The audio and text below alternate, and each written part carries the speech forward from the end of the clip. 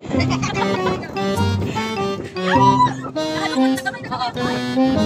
natutumbak ako, saan ka matutulog?